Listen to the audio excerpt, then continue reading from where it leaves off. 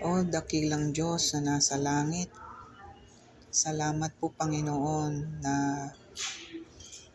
binig na pinagkalooban mo Lord ng way Panginoon para po Lord God makaayos Lord God yung aming mga problema Panginoon. Kaya patuloy ko sa iyong dinadalangin Lord na minsan pa Lord selyuhan mo kami Lord ng banal mong Espiritu Ama. Huwag mo kaming iiwan, huwag mo kaming pababayaan Panginoon. Ano man ang mangyari, Lord, lagi mo kaming kapitan, O Diyos. Dahil lagi po lamang kaming nakatingin sa inyo pong magagawa. Naniniwala kami, Lord, na mayroon kayong kakayanan sapagkat walang imposible sa inyo, Panginoon. Pagilingin niyo po, Lord, si Marcos, Panginoon. Tulutan mo, Lord, na mawala ang kidney stone niya, Panginoon. In the name of Jesus Christ, Lord, linisin mo, Lord, ang kanya pong mga organs, Panginoon, ang kanya pong mga Lord God, mga negatibo at abnormal, Panginoon, sa kanya pong pangangatawan. Tulutan mo, Lord, na maging positibo, Lord, ang kanya pong kalagayan, na maging maganda ang kanyang kalusugan, Panginoon.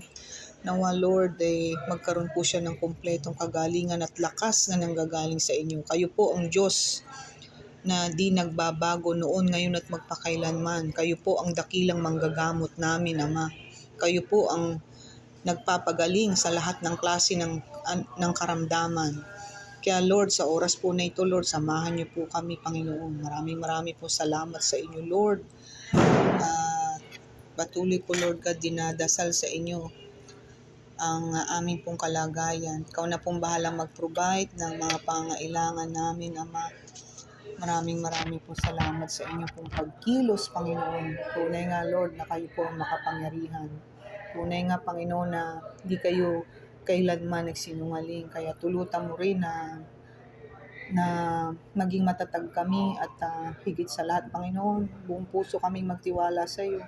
Sapagkat alam namin, Lord, na kayo po ang Diyos na makapangyarihan sa lahat, ang gumawa ng langit at lupa. At wala pong mahirap para sa inyo. Tulungan mo kami, Panginoon. Bigyan mo kami ng lakas, Lord, sa mga ganitong klase ng eksena sa buhay. Wala kaming kaalam-alam. Kami po ay mahina at wala po, Panginoon, na sapat na kakayanan para po, Lord, tugunin ang aming pong mga pangangailangan. Ikaw lang ang may kapangyarihan at ikaw lang din ang nagkakaloob ng lahat ng bagay. Maraming pong salamat, Lord. Ito pong binabalik na namin sa inyo ang kapurihan, pasalamat sa iyong matamis na pangalan mo.